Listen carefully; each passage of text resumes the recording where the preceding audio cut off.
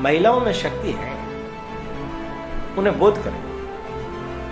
वो अपनी शक्ति को महिषासुर मर्दिनी की तरह, रणचंडी की तरह प्रकट कर बैठेगी। विधवा हो जाने के बाद उस समय की परंपरा के अनुसार घर के अंदर बैठ करके संपूर्ण जीवन वैधव्य के रूप में निकाल देना, यह कदम उसने नहीं। वो कहती थी, मैं इंग्लैंड के अंदर जरूर पैदा हुई हूं, पर मैं भारत माता की ही पुत्री हूं। भारत माता के लिए, भारत की आजादी के लिए, भारत के कल्याण के लिए, भारत के सर्वांगीण विकास के लिए मुझे अपना जीवन लगाना है।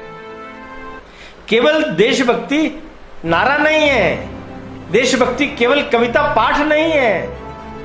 मुझे भारत माता को आजाद कराना है, मेरी जनजाति को ठीक ढंग से शिक्षित कराना है, उनकी संस्कृति की, सभ्यता की रक्षा करनी है। इसके लिए मेरा जीवन। सफलता और असफलता इस बात में निहित है कि आपने अपना जीवन कितने वैभवपूर्ण तरीके से जिया, कितने आदर्शात्मक तरीके से जिया, कितने बड़े लक्ष्य को अपने अंदर समेटे हुए अपने एक एक क्षण को सार्थक किया। वास्तव में तो जीवन वही है।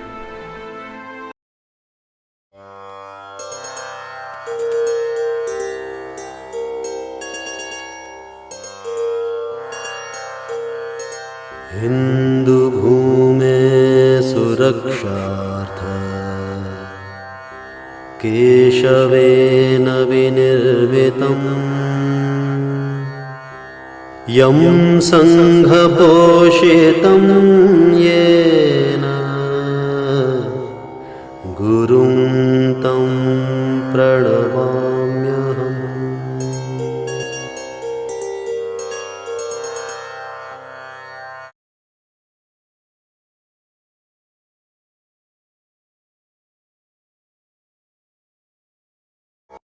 भारतीय स्वतंत्रता के 75वें वर्ष पर प्रारंभ हुए अमृत महोत्सव पर समुत्कर्ष समिति द्वारा आयोजित व्याख्यान श्रृंखला यह गाथा है बलिदानों की में हमें आज माननीय ओम प्रकाश जी भाई साहब का मार्गदर्शन प्राप्त होने वाला है।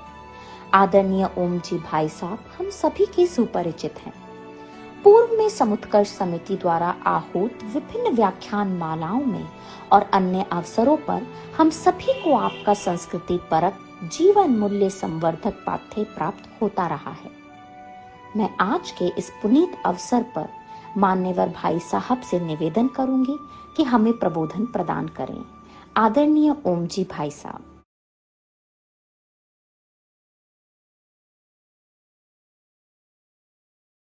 नमस्कार। समुत्कर्ष व्याख्यान श्रृंखला यह गाथा है बलिदानों की, मैं आप सब लोगों का हार्दिक स्वागत है। पिछली बार हमने महिलाओं के संदर्भ में कुछ चर्चा आगे बढ़ाई थी। अगर देखा जाए तो पूरे भारतवर्ष के अंदर महिलाओं ने उस कालखंड में जब उनके ऊपर प्रतिबंध बड़ी मात्रा में थे, उनका काम केवल घर गृहस्थी का ही था, घर में भोजन बनाना, संतानोत्पत्ति करना। उससे बाहर आकर के देश के लिए, समाज के लिए, धर्म के लिए सोचना, विचार करना, ये बिल्कुल नहीं था। ये उस कालखंड के राजनीतिक आंदोलन के बारे में भी अगर मैं बात करूं तो उस कालखंड के अंदर राजनीतिक आंदोलन के अंदर भाग लेने वाली महिलाओं के जीवन को बहुत गहराई से देखने पर मुझे जिस बात ने सर्वाधिक प्रभावित किया वो था उनका साहस, वो था उनकी हिम्मत, रूढ़ियों से टकरा जाने की, नई परंपराओं को प्रस्थापित करने की, नए युग धर्म को जन्म देने की।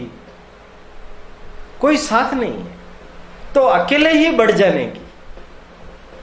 मुद्दा क्या है? देश को आजाद कर।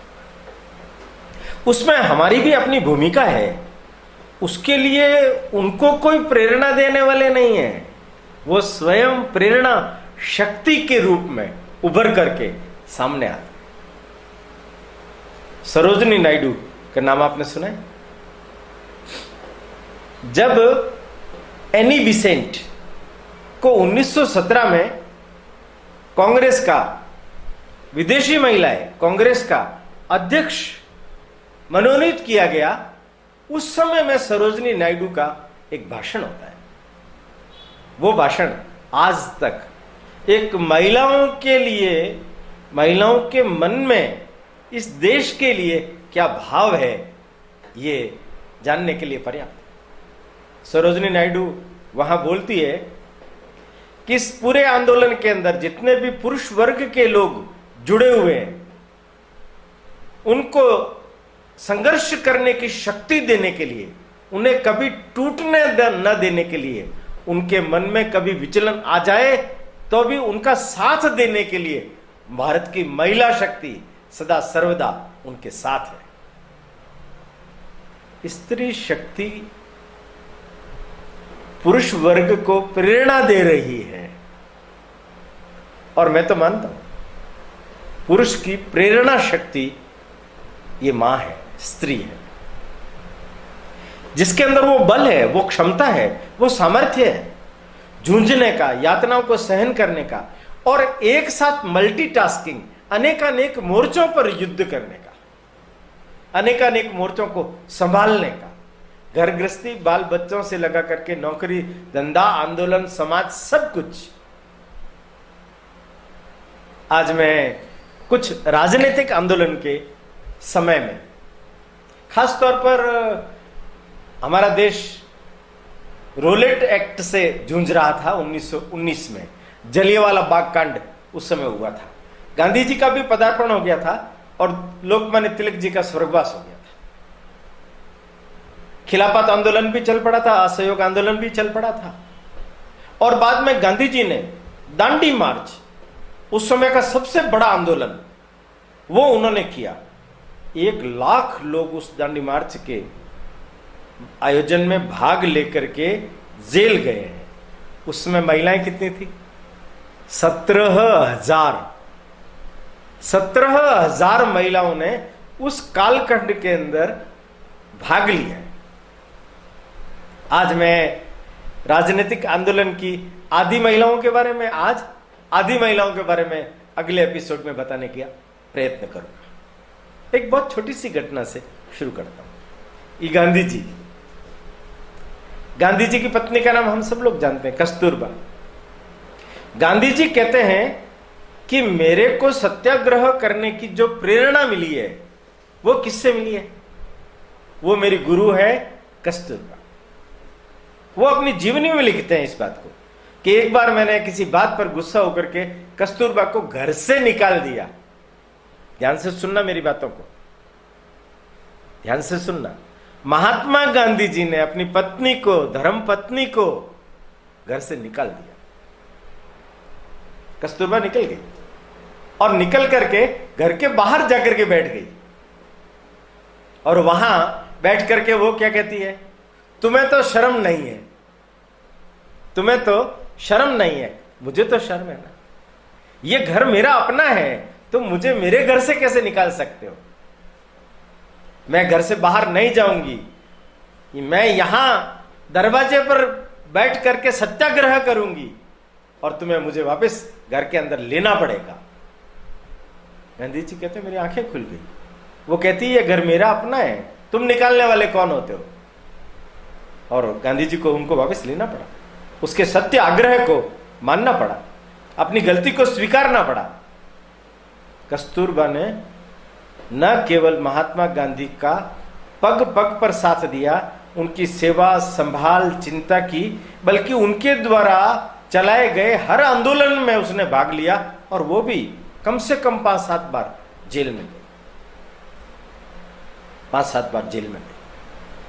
1900 में शादी हुई है, तो 1936-37 में कस्तूरबा का देहावसान हो गया। गांधी जी कहते हैं कि पहले तो मेरे माँ बाप ने मेरी परवरिश की, और शादी के बाद में कस्तूरबा की उम्र तो थी 13 वर्ष, गांधी जी की उम्र थी 12 वर्ष। 69 का जन्म है, 1869 गांधी जी का। 12 वर्ष मतलब 70 और 81 में शादी हुई है, और ये 36 मतलब 40 साल तक लगभग ये उसकी सेवा करती रही, उनकी मां बाप बनकर के सेवा करती रही। मैंने आप लोगों को पहले भी निवेदन किया है,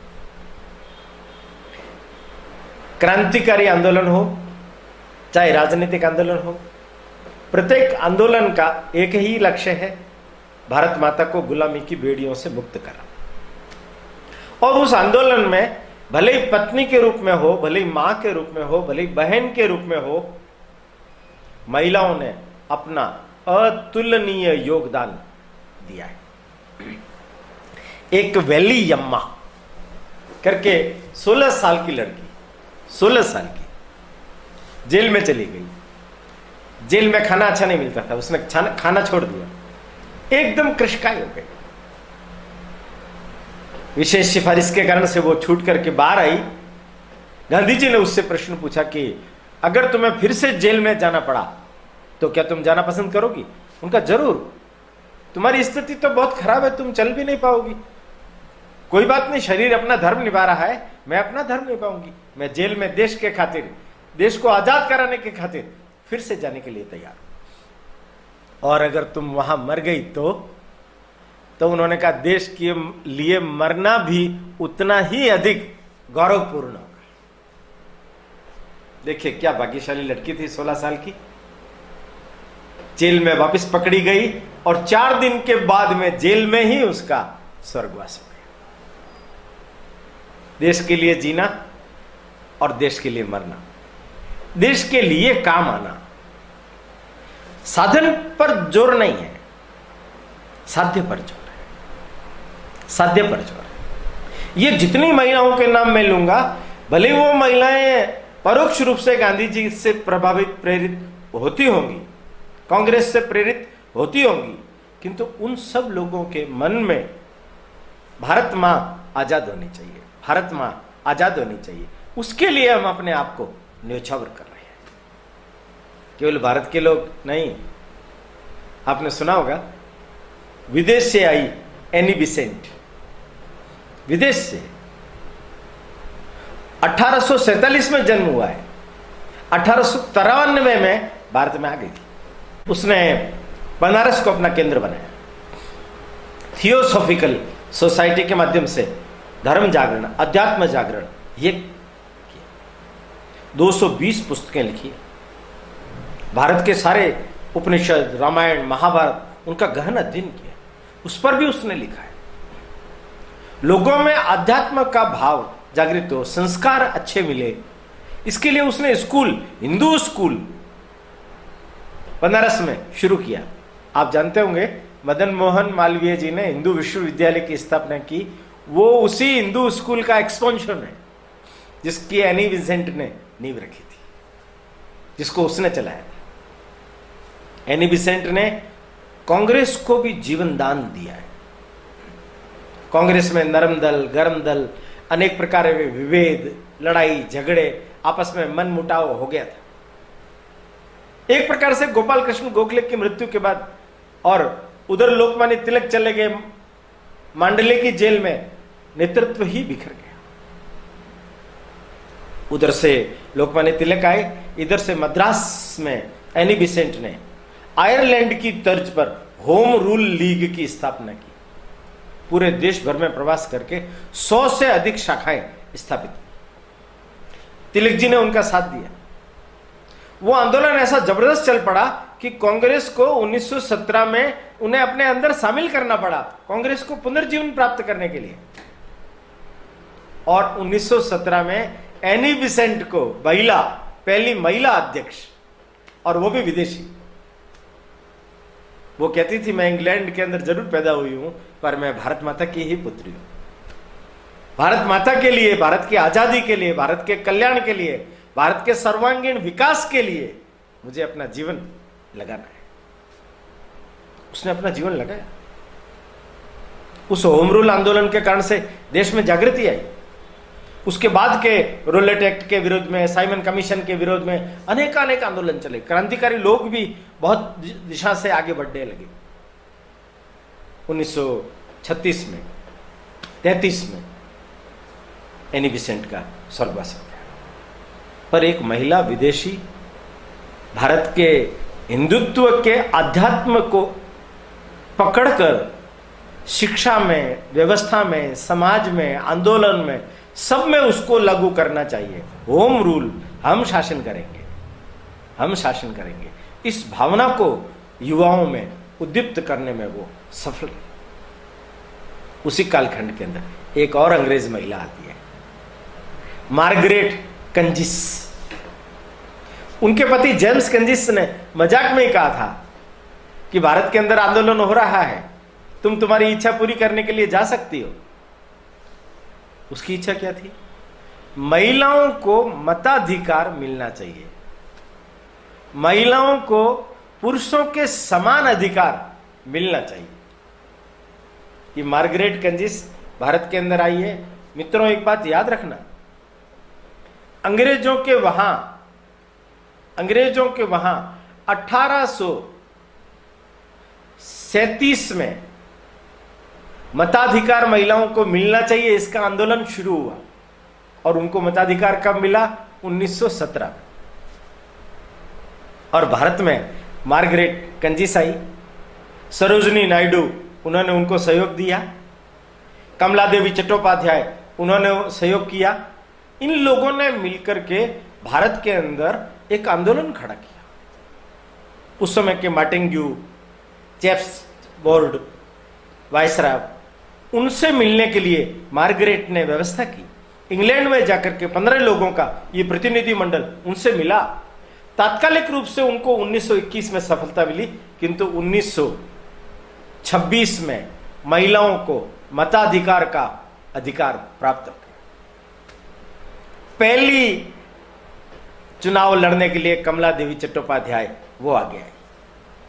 यहां कितने कम समय में भारत के अंदर महिलाओं को मताधिकार मिला। और देश की आजादी के बाद में जब नए संविधान की रचना हुई तो स्त्रियों को पुरुषों के बराबर समान अधिकार है, यह संविधान में उद्घोषित हुआ।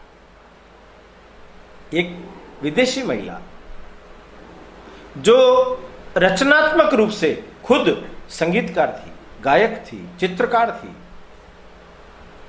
उसका ये जो कलात्मक, भावात्मक, रचनात्मक भाव था, वो ही समाज सेवा के रूप में आगे आया।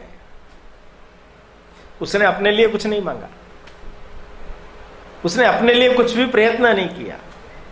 उसने भारत की महिलाओं को, उसने एक बहुत बड़ी लाइब्रेरी दिल्ली में बनाई थी। उस लाइब्रेरी के अंदर प्रवेश करते ही उसका एक वाक्य लिखा हुआ मिलता है। वो लिखती है, मैंने भारत की धरती पर जब कदम रखा 1917 में, तब मैंने आधे भारत की स्त्रियों के लिए अपना जीवन समर्पित करने का निश्चय करके ही कदम रखा था, और मैं उनके लिए कुछ करने के लिए समर्थ हुई।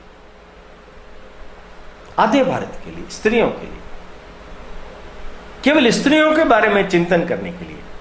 मैं हमेशा सोचता हूं, ये समान अधिकार, समान मताधिकार, महिला सशक्तिकरण, महिलाओं को पुरुषों के चुंगल से मुक्त कराना है, पुरुषों के अधिकार, एकाधिकार को तोड़ना है, हर जगह हमें आरक्षण मिलना चाहिए, वगैरह वगैरह अनेक प्रकार की बातें चलती रहती है। मैं एक छोटी सी बात का निवेदन इस बीच में करना चाहता हूं कि महिलाओं में शक्ति है, उन्हें बोध करें।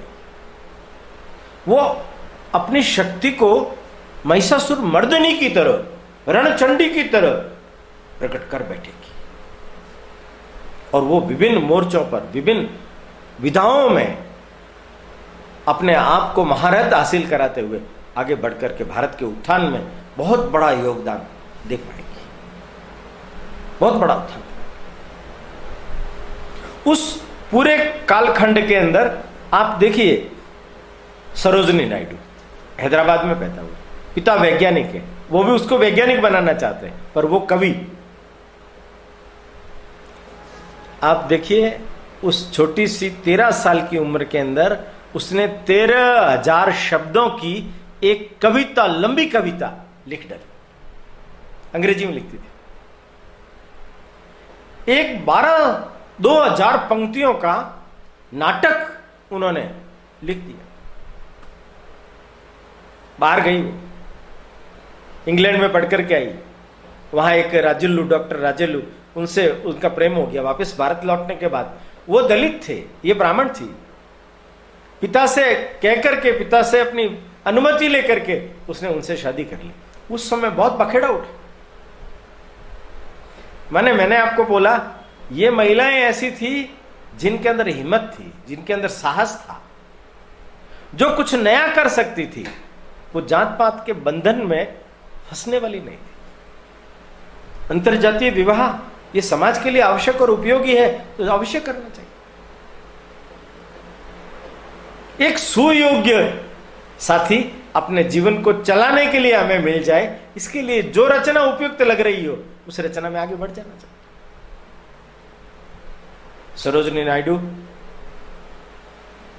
को गोपाल कृष्ण गोखले ने कहा था, अपना हाथ अपने हाथ में लेकर के उसका, कि तुम देखो ये प्रकृति, सूरज, धरती, आकाश, ये सब साक्षी है। तुम्हारा जो ये कवित्व है तुम भारत माता को समर्पित कर दो, फिर देखो ये किस तरीके से तुम्हारा कवित्व मां भारती की सेवा करने में सफल और सक्षम होगा। और वो स्वतंत्रता संग्राम में कूद पड़ी। दांडी मार्च में तो गांधी जी के साथ में रह करके उसने पूरा नेतृत्व किया। दूसरे जत्थे में गिरफ्तारी उसने खुद ने दी। 1 महीने का दांडी मार्च, 1 महीने का। सरोजिनी नायडू, इसको भी भारत के अंदर भारतीय महिला जो कांग्रेस की अध्यक्ष रही 1925 में, ये पहली महिला है। उस समय के कांग्रेस के आंदोलन में नेतृत्व महिला का, और 1926 में रिपीट की गई। देश की आजादी के बाद में प्रथम राज्यपाल बनी स्वर कोकिला, कवियत्री, विदुषी, महिलाओं के उत्थान के लिए अपना सर्वस्व न्यौछावर करने वाली और मताधिकार के लिए प्रयत्न करने वाली ये सरोजिनी नायडू। उसने उस समय में अपना जीवन इस देश के लिए, समाज के लिए लगाया।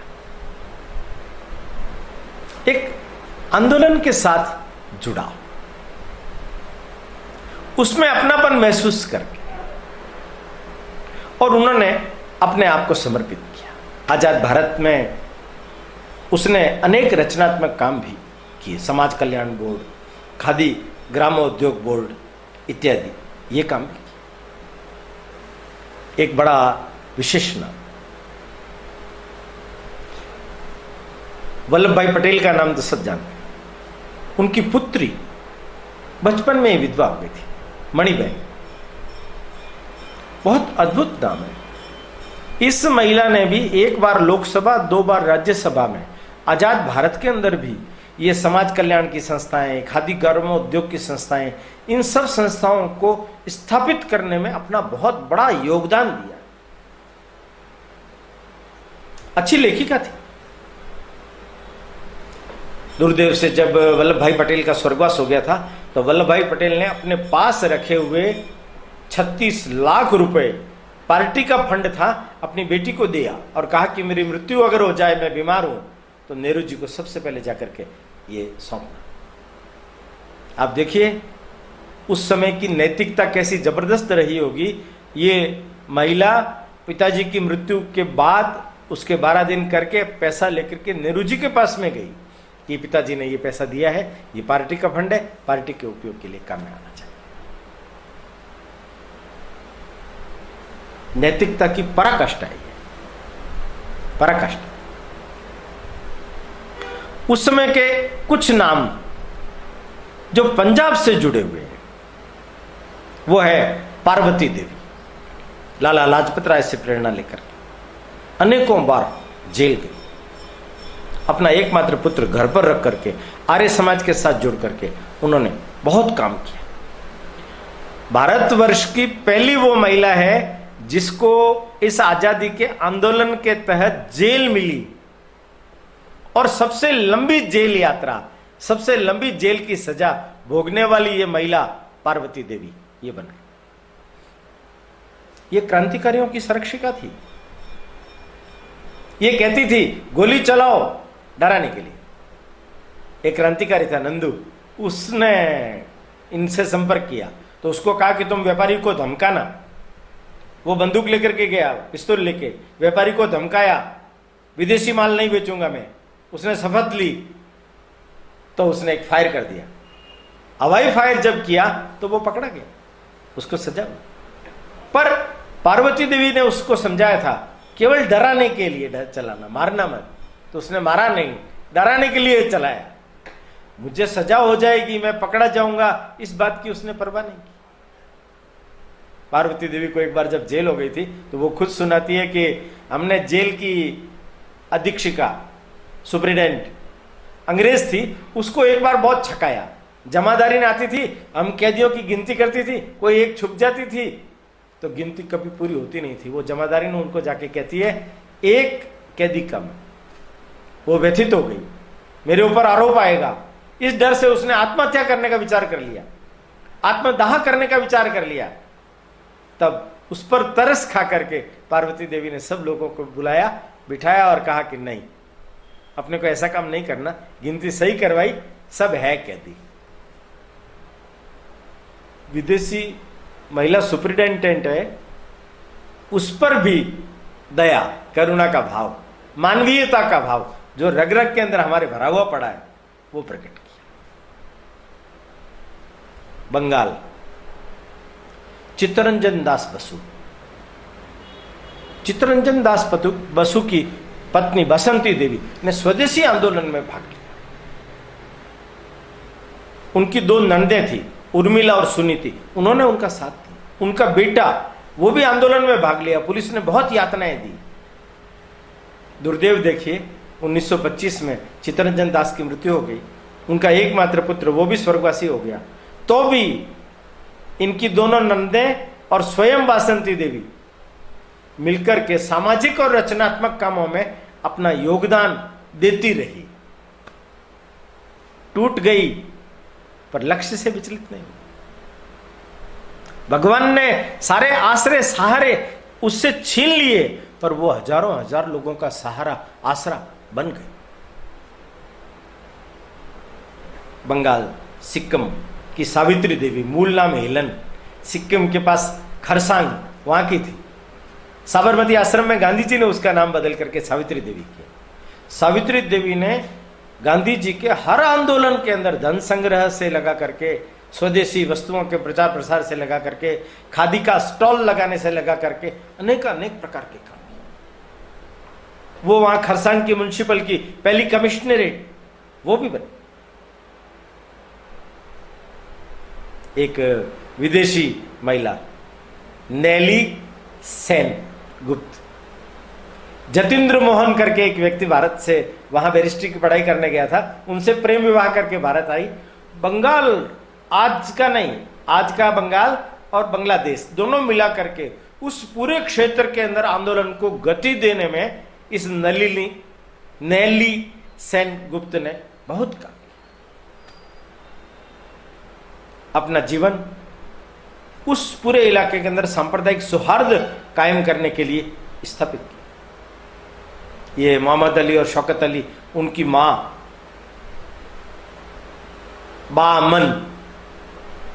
अमन भी, वो हिंदू मुस्लिम एकता के लिए बहुत काम करती रही। उसका स्पष्ट मत था ये शहरी लोग आपस में लड़ाते हैं, गांव के अंदर तो कोई लड़ाई नहीं है, कोई हिंदू है ना कोई मुसलमान, सब आपस में भाई भाई है। एकजुट होकर के रहोगे तो भारत माता जल्दी आजाद होगी। ये अंग्रेज तुम्हारा कुछ भी नहीं बिगाड़ पाएंगे। एक मुस्लिम महिला उस समय में बुरके के अंदर रहने वाली, बुरका छोड़ करके बाहर आती है, बुरका छोड़ करके बाहर आती है। क्रांतिकारी कदम, साहसिक कदम। हिम्मत का कदम।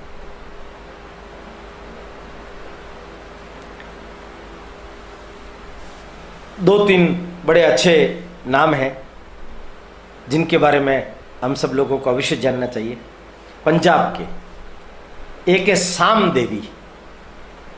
साम देवी, साम देवी इतनी होशियार लड़की थी पढ़ने लिखने में।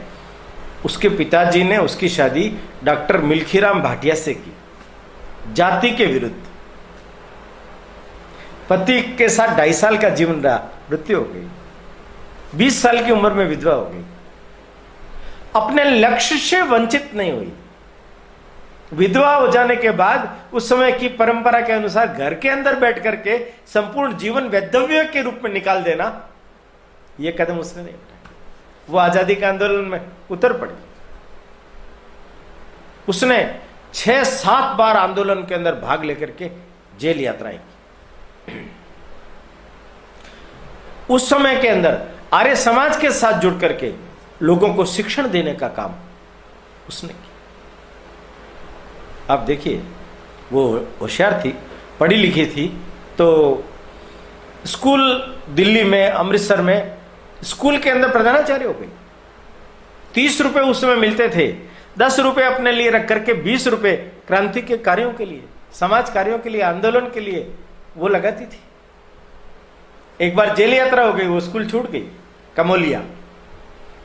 तो वापस बटाला से जब लौट रही थी तो अमृतसर के लोगों ने उसको रोक करके, वहां आर्य कन्या गुरुकुल था, उसमें 60 रुपए में उसको नौकरी दे दी।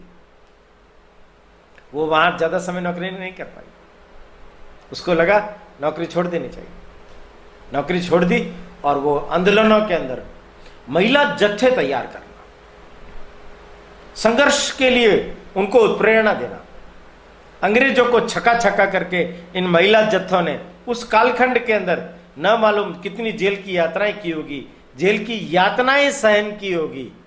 जानवरों से बदतर खाना उन्होंने खाया होगा।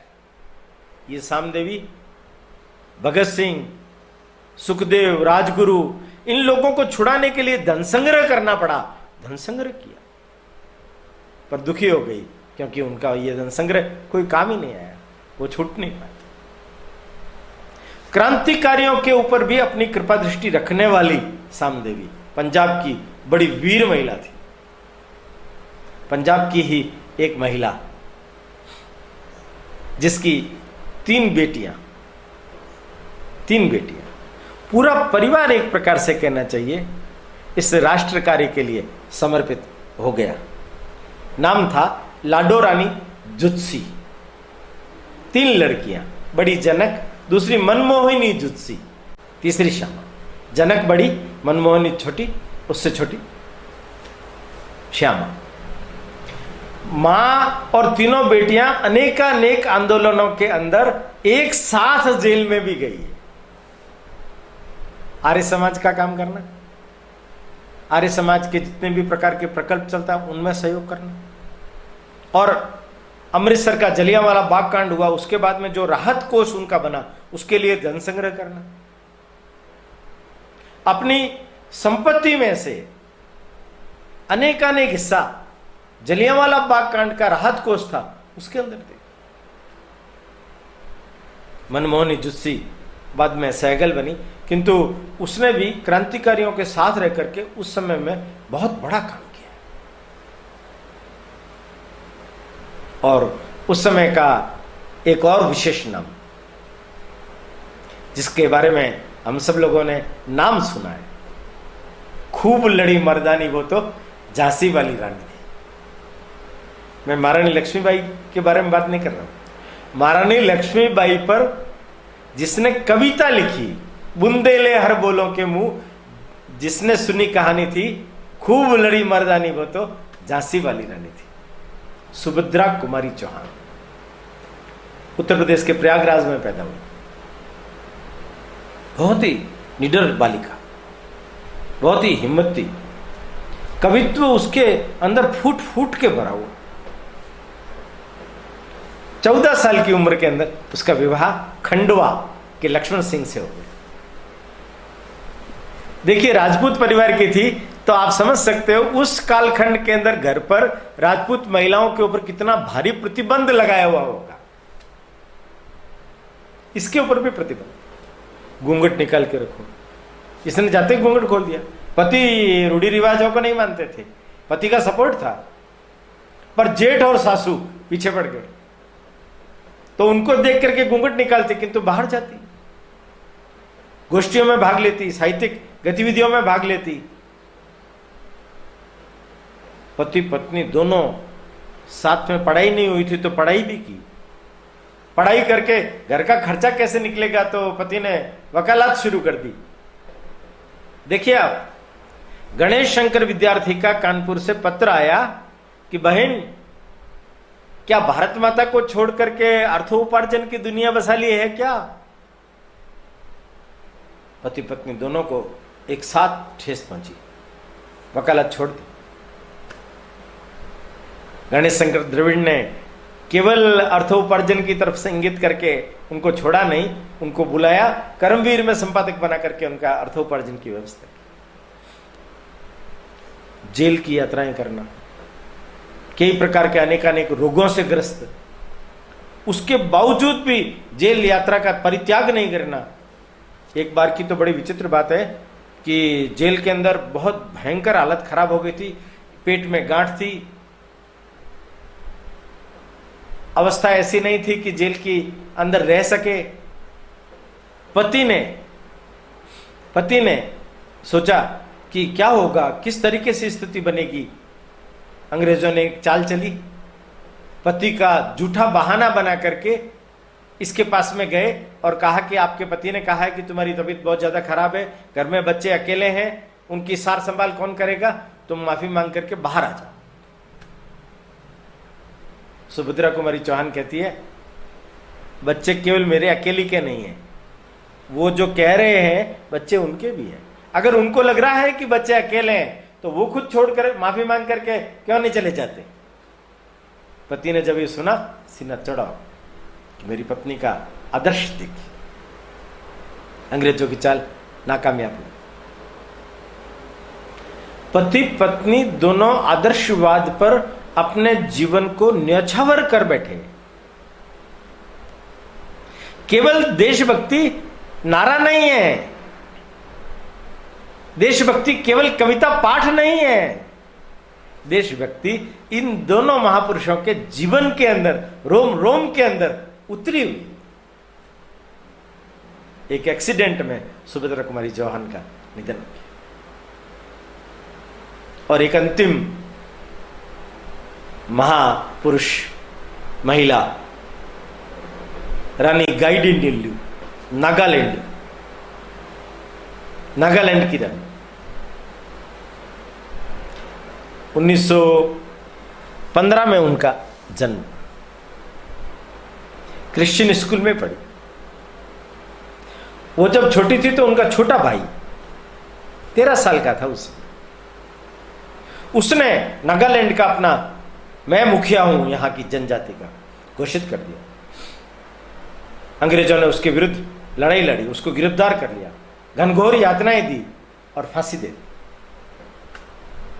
भाई को जब फांसी मिली तो वो स्वयं वहां की रानी बन गई, नागा जनजातियों की रानी बन गई। 4000 गोरखे उसके पास में छापा मार युद्ध पद्धति करने में निष्णात थे। उसने अंग्रेजों के खिलाफ बिगुल बजा दी।